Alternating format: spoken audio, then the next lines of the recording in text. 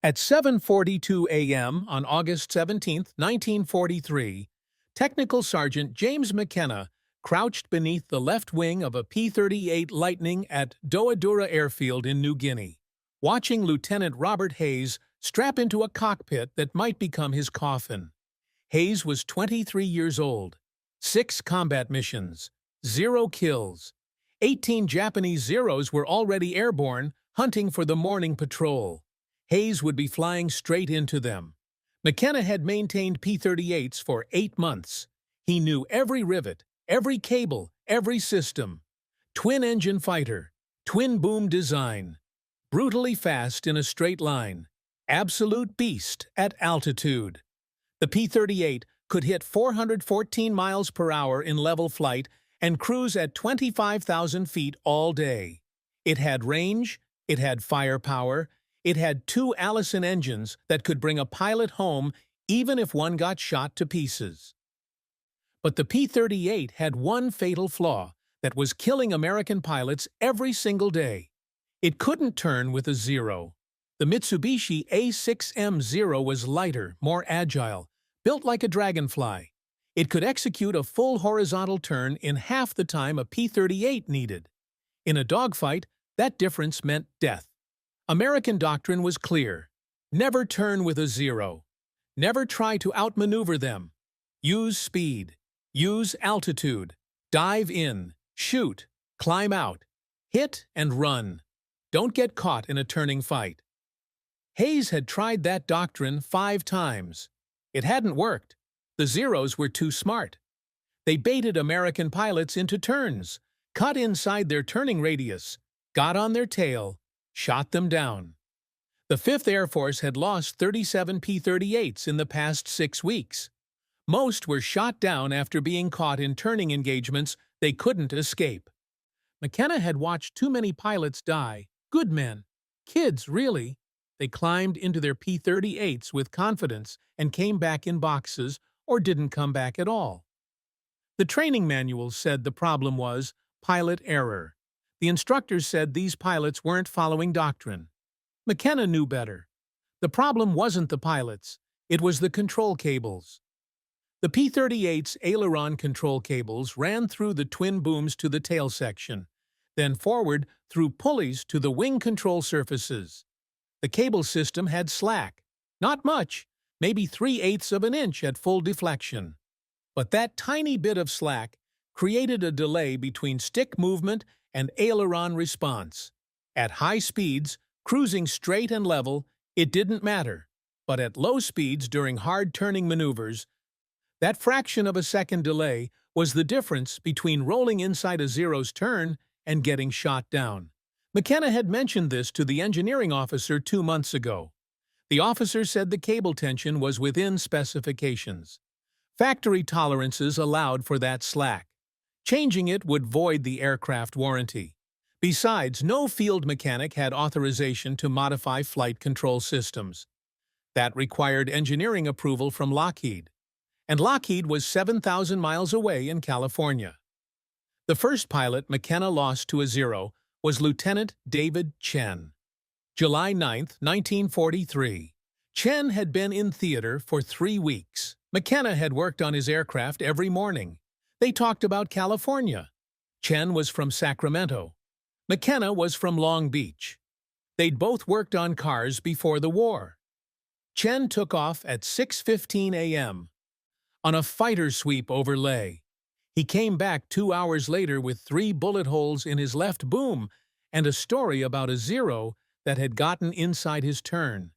Chen said he tried to roll out and dive away like the manual said, but the airplane felt slow to respond. Like there was a delay between when he moved the stick and when the aircraft actually rolled. The Zero almost got him. Only thing that saved him was his wingman shooting the Zero off his tail. McKenna looked at the bullet holes. They were in a tight group. Perfect deflection shooting. The Zero pilot had led Chen perfectly, had anticipated exactly where Chen's airplane would be. That shouldn't have been possible if Chen had rolled hard and dove immediately, unless the airplane had delayed just long enough for the Zero to get the lead right. Chen didn't fly again. His aircraft went back to the depot for repairs. McKenna never saw him again. 3 weeks later, he heard Chen had been killed flying a different P-38 over Rabaul. Same story. Caught in a turning fight. Couldn't roll out fast enough. The second pilot was Captain William Morrison. Morrison was a flight leader, experienced, 9 kills. He knew the P-38 inside and out, knew its limitations, flew smart. August 3, 1943. Morrison's flight intercepted 6 Zeros at 14,000 feet over the Huon Gulf.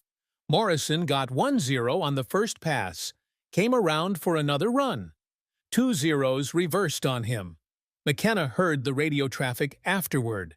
Morrison tried to roll inverted and split S away. Called out that his controls felt mushy. The Zeros stayed with him through the maneuver. Shot him down at 4,000 feet. Morrison's wingman said it looked like Morrison's airplane wasn't responding fast enough, like he was fighting the controls. Morrison died in the crash. Morrison's crew chief was a friend of McKenna's, a guy named Rodriguez from Texas. Rodriguez was convinced there was something wrong with Morrison's aircraft. He checked everything after they recovered the wreckage. Engine settings, control surface rigging, cable tensions. Everything was within spec. Nothing wrong with the airplane. The official report said pilot error. Rodriguez didn't believe it. Neither did McKenna. By mid-August, McKenna had watched 17 pilots die. Some he knew well. Most he'd only met briefly while doing pre-flight checks. But he'd worked on all their aircraft, had signed off their maintenance logs, had watched them taxi out, watched them take off. Some came back. Some didn't. The ones who came back told the same story. The P-38 felt slow to respond in hard maneuvering, like there was a slight lag between control input and aircraft reaction. Most pilots thought that was just how the airplane handled. Heavy fighter, big control surfaces. Some delay was expected. But McKenna knew that wasn't normal. He'd felt that delay with his own hands when he worked on the control cables. That tiny bit of slack in the system. He started paying attention to the sound the cables made when he tensioned them during maintenance. There was a specific tone, a sort of low twang when you plucked them. Loose cables sounded different than tight cables. McKenna could hear the difference. Every P-38 on the line had cables that sounded slightly loose, within spec but loose. He mentioned this to Rodriguez one evening after Morrison died. Rodriguez asked what could be done about it. McKenna said nothing official, but unofficially there was a solution. It just required braking regulations that could get them both court-martialed. The problem wasn't that American pilots didn't know what to do. They knew. Every briefing emphasized it. Every training flight drilled it. Never turn with a zero. Use speed. Use altitude. Hit and run. The doctrine was clear. The problem was that combat didn't follow doctrine. Lieutenant Robert Hayes had been in New Guinea for 2 months, 23 years old. Farm kid from Iowa. He'd flown 6 combat missions and had 0 kills. Not because he was a bad pilot, because he followed the rules, and the rules kept putting him in positions where he couldn't get a shot. On his 3rd mission, Hayes dove on a 0 from altitude, built up speed to 400 miles per hour. Came in from the sun like the manual said, got the 0 in his gun sight, started to pull lead for deflection. The 0 snap-rolled left and dove. Hayes tried to follow. His P-38 rolled into the turn, but felt like it was moving through mud. By the time his aircraft pointed where he wanted it, the 0 was gone. Hayes pulled out, climbed back to altitude. No shot fired. 4th mission was worse. Hayes and his wingman jumped 2 zeros at 15,000 feet. Hayes got the first burst off. Missed. The 0 reversed hard right. Hayes rolled to follow. His wingman called out 2 more zeros coming in from above. Hayes tried to roll back level and dive away. The airplane responded, but slowly. Just slowly enough that one of the diving zeros got a 3-second burst into Hayes's right boom. 20mm cannon shells. They didn't penetrate, but they scared Hayes badly enough that he broke off the engagement and ran for home with his engine smoking. Fifth mission, Hayes watched his wingman die. The wingman's name was Lieutenant Thomas Parker, 21 years old. Boston. They'd gone through training together. On August 14th, Parker got separated from the formation during a dogfight over Finschhafen. 2 Zeros got on his toe. Parker tried everything, rolled hard, reversed, tried to scissor. The Zeros stayed with him through every maneuver. Hayes heard Parker on the radio calling for help, heard the panic in his voice, heard him say his airplane wasn't turning fast enough, heard the gunfire, heard Parker scream. Then nothing. Hayes didn't sleep that night, neither did most of the squadron. Parker's bed stayed empty. His personal effects got packed up and shipped home. His P-38 was written off as combat loss. The maintenance log noted no mechanical issues. The official cause was pilot error during defensive maneuvering. McKenna had worked on Parker's aircraft the morning he died. Everything was perfect. Engine timing, control surface alignment, cable tension within spec. The airplane was fine, but Parker was dead anyway. And McKenna knew why. That fraction of a second delay in the controls, that tiny bit of slack that the manual said was acceptable. It had killed Parker just like it had killed Morrison and Chen and 14 others. The worst part was the smell. Every morning, McKenna worked in the maintenance area. The smell of aviation fuel and hot metal and hydraulic fluid filled his nose. It was the smell of aircraft preparing for combat. Some of those aircraft would come back, some wouldn't. And McKenna would be there the next morning, smelling the same smells, working on more aircraft, watching more pilots walk out to machines that couldn't respond fast enough to keep them alive. On the evening of August 16th, Hayes came to the maintenance area, found McKenna working on his assigned P-38. Hayes asked if there was anything McKenna could do to make the airplane roll faster. Anything at all. Hayes said he didn't care if it was regulation or not. He just wanted a chance. McKenna looked at Hayes, saw the fear, saw the desperation, saw a kid who knew he was going to die if something didn't change. McKenna told Hayes to come back in the morning. He'd see what he could do. McKenna worked alone that night. The maintenance hangar was quiet after 11:00 p.m. Most of the crew had gone to sleep. The only sounds were the distant rumble of generators and the buzz of insects against the overhead lights. The air smelled like engine oil and tropical humidity.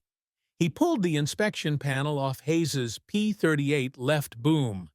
The metal was still warm from the day's sun. Inside, the aileron control cable ran through a series of pulleys toward the tail section.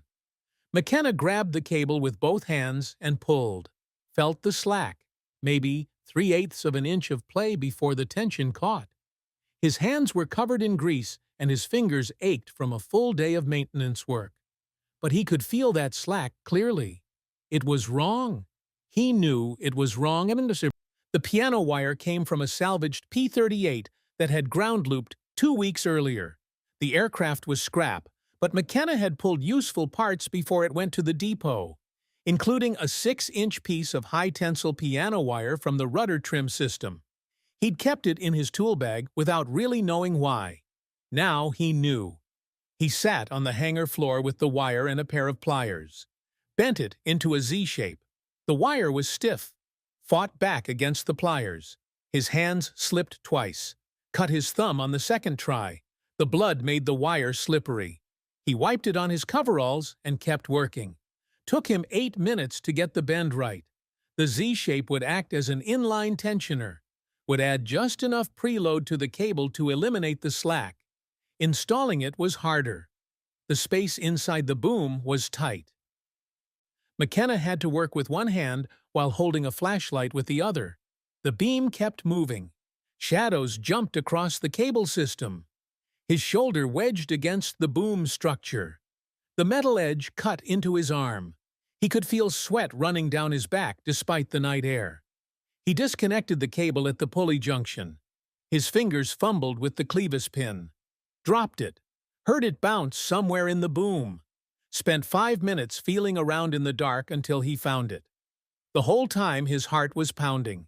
If the engineering officer found him doing unauthorized modifications to a flight control system, he'd face a court-martial, possibly a dishonorable discharge, maybe prison time. But Hayes was going to die if McKenna didn't do something. He inserted the piano wire tensioner between the cable end and the pulley. Reconnected the cable. The fit was tight. He had to force the clevis pin through. When it finally seated, he tested the tension by hand, pulled on the cable. No slack. The control surface moved immediately. Perfect. McKenna replaced the inspection panel, cleaned up his tools, wiped the blood off the wire and his hands, walked out of the hangar at 1:15 a.m. The tropical night was humid and still. Somewhere in the distance, he heard aircraft engines. Japanese night raiders, probably. The sound made his stomach clench. He'd just modified a flight control system without authorization, used a non-standard part, violated at least a dozen regulations. If the modification failed during flight, Hayes would crash, and McKenna would be responsible. But if it worked, Hayes might live. McKenna went to his bunk. Didn't sleep. Watched the ceiling until dawn. At 6:30 a.m., he walked to the flight line. Watched the crew fuel and arm Hayes's aircraft. Watched Hayes walk out for his pre-flight briefing. Watched him climb into the cockpit. At 7:42 a.m., Hayes took off. McKenna stood on the flight line and watched the P-38 climb into the morning sky. Watched it join formation with 16 other aircraft. Watched them head northwest toward Japanese airspace. And then all he could do was wait. The engagement started at 8:14 a.m. Hayes's flight of 4 P-38s intercepted 9 Zeros at 13,000 feet over the Huon Gulf. The morning sun was behind them. Perfect setup for a diving attack. Hayes was flying number 3 position. His element leader called out the bounce. They rolled in. Hayes picked a 0 at the back of the formation. Dove from altitude. Built speed to 380 miles per hour. The 0 grew larger in his gun sight. Hayes could see the painted rising sun on the fuselage, could see the pilot's head in the canopy. He pressed the trigger. The 450 caliber machine guns and single 20mm cannon hammered. Tracers reached out. Most missed. A few hits sparked off the 0's wing. Not enough. The 0 snap-rolled right and dove. Hayes rolled to follow. That's when he felt it. The airplane responded instantly. No delay, no lag. The stick moved, and the aircraft rolled immediately. Hayes had never felt his P-38 move like that. It was like the airplane had been waiting for his command and executed it the moment he gave it. He rolled 90 degrees in what felt like half the normal time. Got his nose down. The 0 was right there in his sight picture. He fired again. 3-second burst. The rounds walked up the 0's fuselage from tail to cockpit. The 0's engine exploded. Pieces flew off. The aircraft rolled inverted and fell toward the jungle below, trailing black smoke. Hayes's first kill, but there was no time to celebrate. His wingman called out 0s diving from above. Hayes looked up, saw 3 of them coming down in a shallow dive, coming fast. They'd seen him shoot down their friend. Now they wanted revenge. Hayes shoved the throttles forward, started to climb, but the 0s were faster in the dive. They'd be on him in seconds. His only option was to reverse and fight. Every instinct screamed at him to keep climbing, keep running. That was the doctrine. But doctrine meant dying today. He rolled hard left, pulled. The P-38 snapped around like nothing he'd ever experienced. The nose came through the horizon. He saw the lead 0.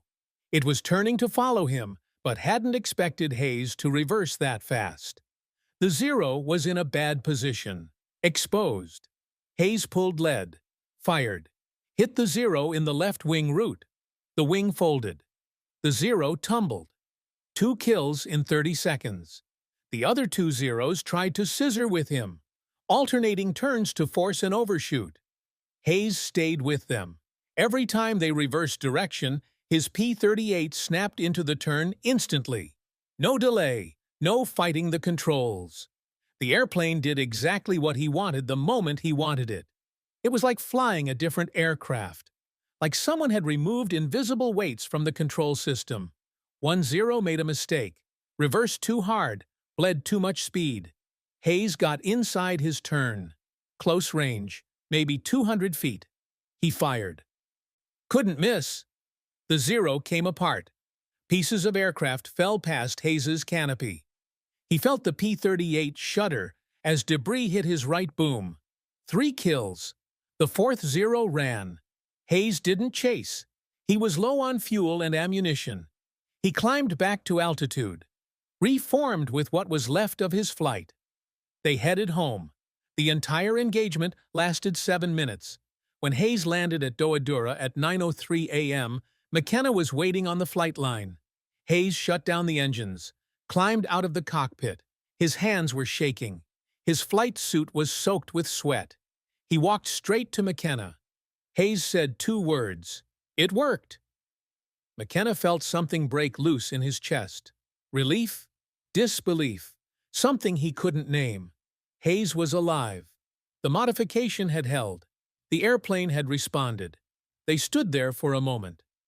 2 men who understood what had just happened. What it meant. No one else needed to know. Not yet. But everything had just changed. What neither of them realized was that 6 other pilots had watched Hayes's engagement from altitude. Captain Frank Mitchell saw the entire fight from 15,000 feet. Mitchell was a flight leader in the 475th Fighter Group. He'd been watching Hayes's element engage the Zeros below when he noticed something unusual. Hayes's P-38 was rolling faster than any Lightning Mitchell had ever seen.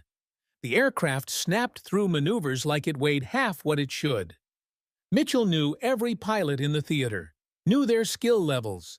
Hayes was good, but not that good. Something was different about his airplane. After landing, Mitchell found Hayes in the debriefing room. Hayes was still amped up on adrenaline, hands shaking as he filled out the combat report. 3 confirmed kills. Mitchell asked him what was different. Hayes said he didn't know. His airplane just responded better today. Faster. Mitchell asked if maintenance had done anything to the aircraft.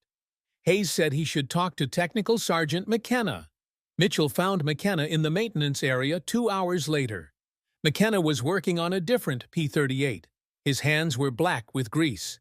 His coveralls were stained with hydraulic fluid. Mitchell asked him directly, "What did you do to Hayes's airplane?" McKenna looked at him for a long moment, then told him, "The piano wire tensioner, the cable modification, the unauthorized change to the flight control system." Mitchell listened without interrupting. When McKenna finished, Mitchell asked if he could do the same modification to Mitchell's aircraft. McKenna said yes, but Mitchell had to understand the risks. The modification wasn't approved, wasn't tested. If something went wrong, both of them would face charges. Mitchell said he didn't care. He'd lost 4 pilots in his flight in the past month, all caught in turning fights they couldn't escape. If there was something that could help them survive, he wanted it. Regulations could wait. That evening, McKenna modified Mitchell's P-38.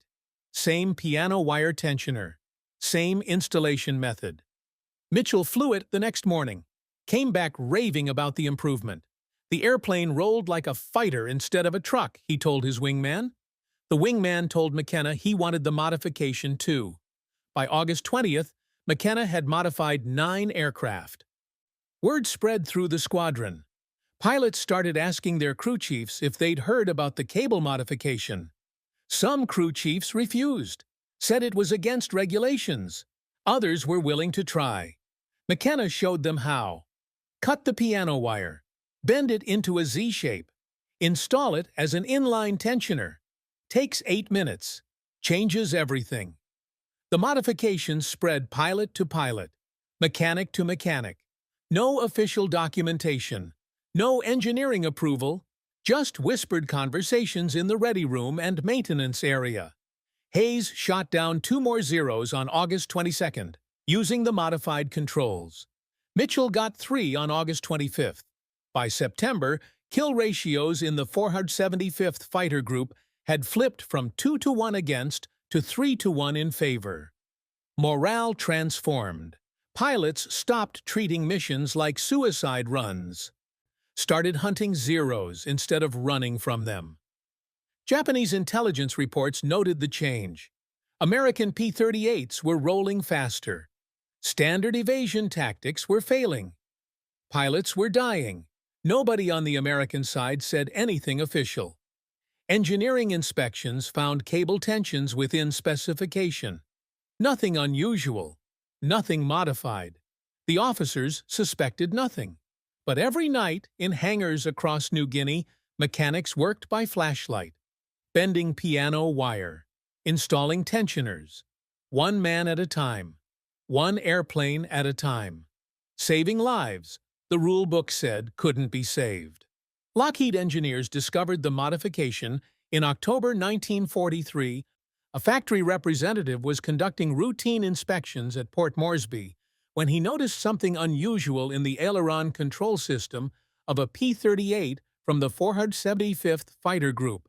A 6-inch piece of piano wire, bent into a Z shape, acting as an inline cable tensioner.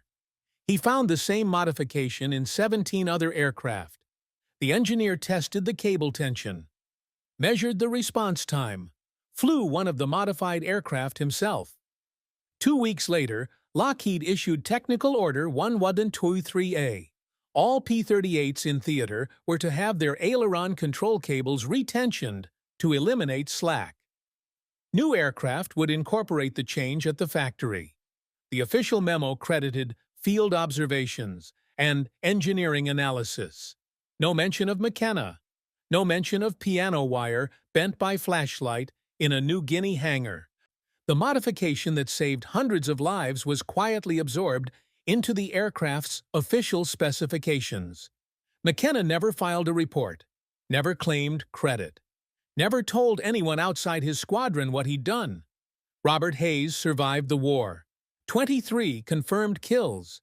Distinguished Flying Cross. He returned to Iowa in 1945, married his high school sweetheart, raised 4 children. He never forgot the night McKenna worked on his aircraft. Never forgot those 2 words. It worked. In 1962, Hayes wrote a letter to the Air Force Historical Division, described the modification, named Technical Sergeant James McKenna as the man who'd changed how P-38s fought in the Pacific. The letter was filed, never investigated, never published. McKenna came home in 1946, took his discharge in California, opened a small garage in Long Beach.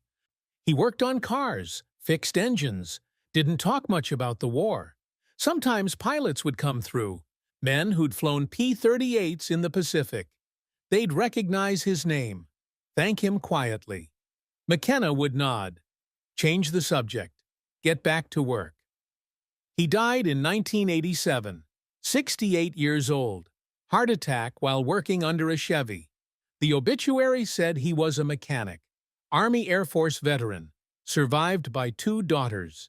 It didn't mention New Guinea, didn't mention the piano wire, didn't mention the lives.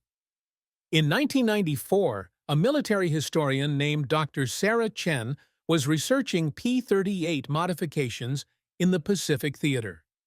She found Hayes's 1962 letter in the archives, started digging deeper, found maintenance logs from WWII Airfield, found interviews with surviving pilots, found Rodriguez's diary, found Mitchell's letters home. All of them mentioned McKenna. All of them described the same modification, the same 6-inch piece of piano wire that transformed how the P-38 fought. Chen published her findings in the Journal of Military History. The McKenna Modification, Unauthorized Innovation in the Pacific Theater, 1943. By then, McKenna had been dead for 7 years. There's a photograph on the wall of a Long Beach garage. Black and white. Faded. Dated August 1943. A young man in coveralls stands beside a P-38 Lightning. His hands are greasy. His face is tired. The tropical sun casts harsh shadows across the aircraft's twin booms. He's not smiling, just looking at the camera. Looking through it, really. Like he's seeing something the photographer can't. Behind him, other men work on other aircraft, preparing them for missions, for combat, for pilots who might not come back. The photograph doesn't show the piano wire, doesn't show the modification, doesn't show the nights spent bending metal in secret. It just shows a mechanic. One man, doing his job. History remembers victories. It remembers aces and medals and confirmed kills. It rarely remembers the men who made them possible. The mechanics who worked by flashlight, who broke regulations to save lives, who refused to watch another pilot die. McKenna's modification became standard on every P-38 by 1944, saved hundreds of lives, changed the air war in the Pacific, and for 44 years almost no one knew his name.